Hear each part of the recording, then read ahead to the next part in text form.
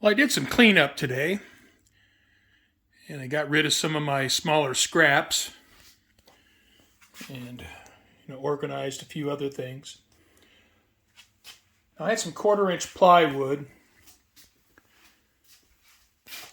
and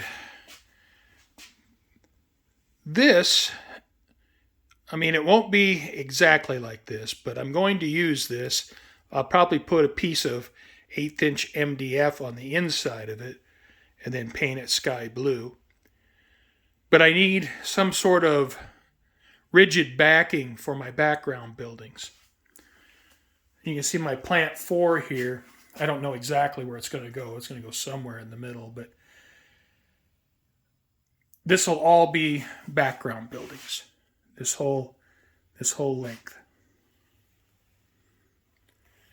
And so this plywood and then laminated with a piece of MDF on this side, the track side, will give a rigid structure for my background buildings to mount up against.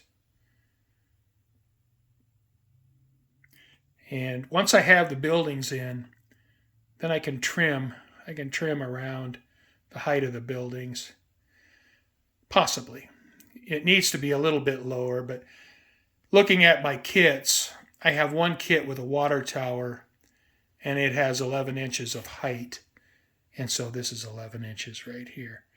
But I believe what I'll do is once I have my kits built, I'll just trim them to the size of the kit. Now this area here will be my commercial downtown area. I don't have anything built for that yet. I have this rail car shop, this Walther's kit. I have no place for this kit on the layout, so I'll probably end up getting rid of it. Maybe take them, sell it at a swap meet or something.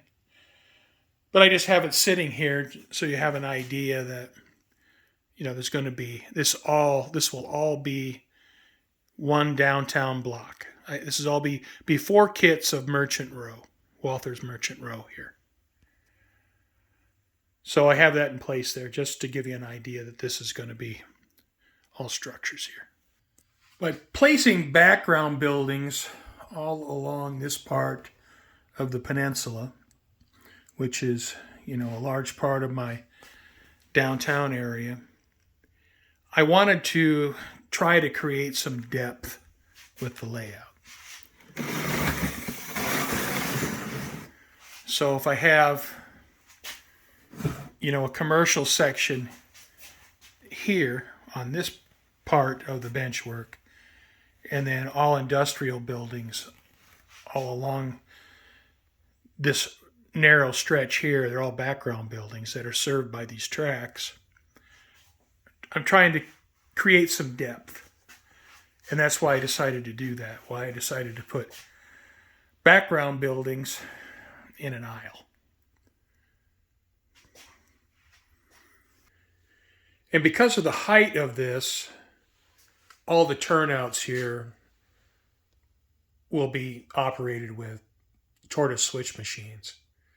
And then on the inside, I'll have a diagram of the track, and then I'll just have push buttons to operate the switch machines. Now I have this Walther's Water Street Freight Terminal kit that is mostly built, at the point where I'm adding LED lights. And I started building this kit a number of years ago. And of course, LED lights now, they're much smaller than these big old bulbs, but I'm still going to use these because I have them. But this is going to go right here. Maybe I'll get it out of the box and see how it fits. This kit isn't completely finished. You can see I have wires in there for LED lights for the inside.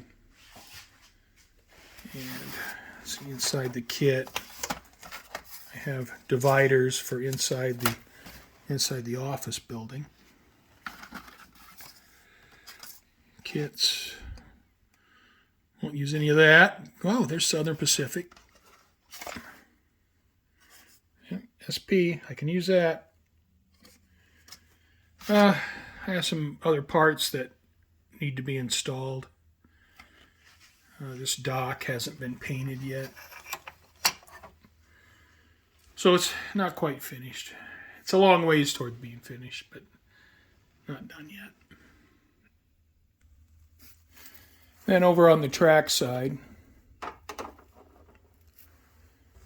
there's a large loading dock here and a dock on the end. And of course, you know, this is rail served.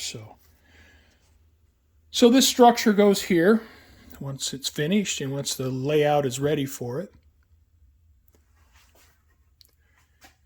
And I have this Walther's trackside oil dealer. And my idea with this was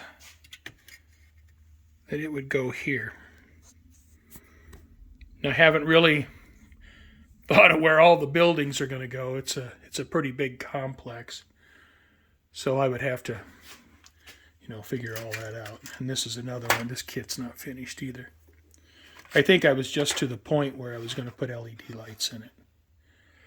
But I don't remember. It's been a while. Yeah, I drilled a hole there. Paper blackout. I don't know what that means. It's been too long.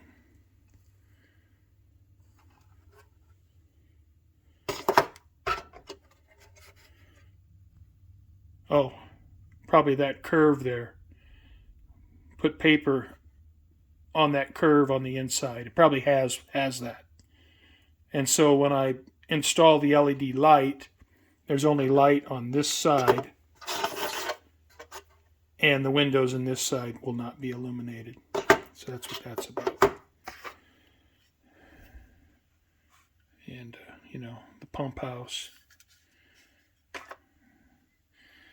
Yeah, I'll have to figure all that out, where everything goes. So the kit is a long ways from being finished. It's started, but there's a lot left to do. And it's you know, it's corrugated metal. So I painted it silver, but you know, it has to be weathered, and of course I'm going to want to do a little bit of rust on the roof and some dirt and everything you would have for an oil dealer. Now, when I put this little spur in, I did it with this kit in mind and having these oil tanks along this spur track. Some of the kits I have for my city section. I have all these background buildings here. Heritage Furniture. I really like this one. But if I use this here, then I'll have to pull this track up, at least for the distance of this covered area, which is no big deal. I can do that. Just clip it here and pull it up. I like that building. I think it looks pretty good. These two commissary freights, my idea with that is I'm going to put them together and make one large industry. Imperial Foods. And one thing about this one, it's 3 1/4 inches deep. This is 3 1/4 inches deep. And so the depth of these three is the same, and so they'll fit the track the same way. Probably plant 4 is going to go in here somewhere. I have River City Textiles. Now this is the one that's 11 inches tall, and so the water tower will go up to the back, the top of this background plywood. But I like that. And then Centennial Mills. I like this one too. This is a pretty sharp looking background building. But it's my narrowest at 2 inches. So that's why I have the track. The track pushes in closer to this background on the end. And that's because these buildings are shallower than these buildings over here. And I have Merchant Row 2, which has this nice corner building. Merchant Row 1, Merchant Row 6, and Merchant Row 5, which has this nice corner building. And that is just going to be my one block. And I may have some spacing between these groups of buildings, you know, like a little narrow alleyway between these. I haven't decided yet. Depends on how it all fits. And I have this gas station, which will go in this area somewhere. Depends on how Water Street Freight goes in this area. And then I'm going to have a road, an automobile road, coming in here. And this will be next to the road somewhere.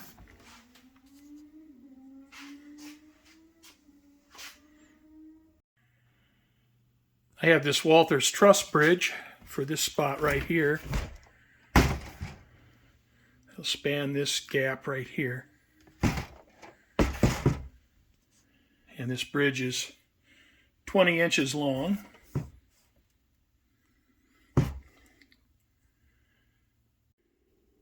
Here I have my micro-engineering plate girder bridges. And kind of a interesting story here.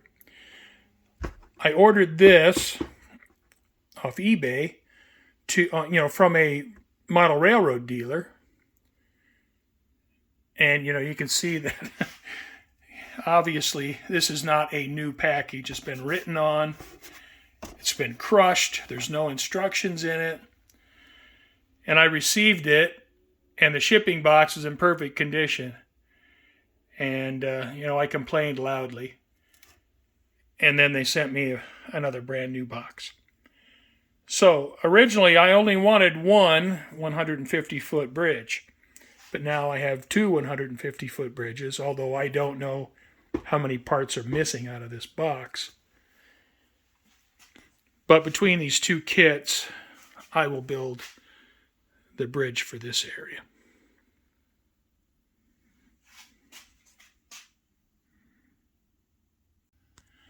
Here I have the Walther's REA building that I think I will use in this section. It's a pretty good sized building. It's 13 1/8 long, and it's only 4.5 deep, which works out because I don't have a lot of depth here, and it'll allow me some room behind the building for a parking lot and a road. So I believe I'll use that. And I think I'll have room for one more industry here, but I don't know what I'm going to put in there yet. So there'll be an industry here, probably the REA building here in the center, probably, but it could go anywhere here. And then the trackside oil dealer up here.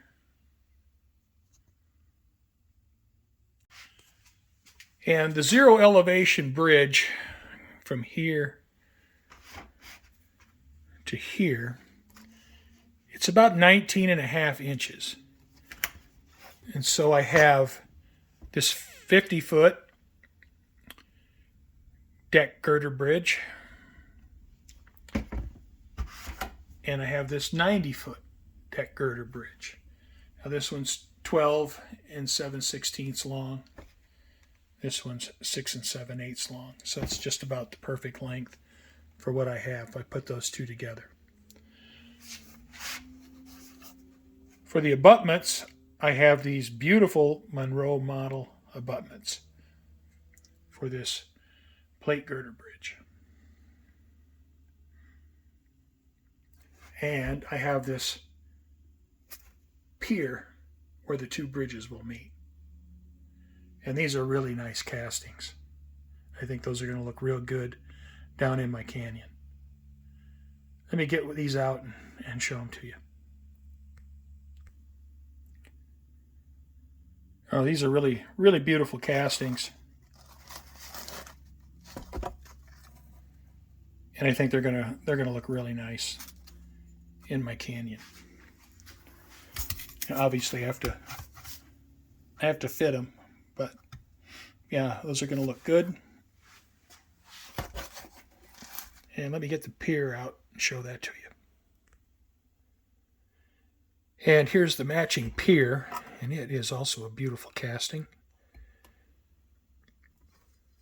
And that'll go, somewhere down in here. And, I'll cut it for height. But,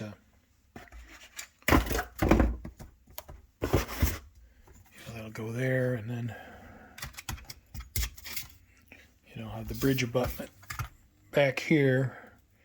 And I think that'll look pretty nice. There's some pretty nice parts right there. Monroe models.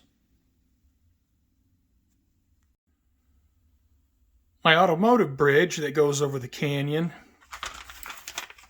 will be built from this Rix Products early highway overpass. And I have 3 50-foot sections. And that should be more than plenty. Well, I have this box of structures. And I may dig into this, to replace some of the other buildings that I've selected. It just depends on how it goes. I don't know. There's another REA building, so I have 2 of those. There's McGraw Oil Company,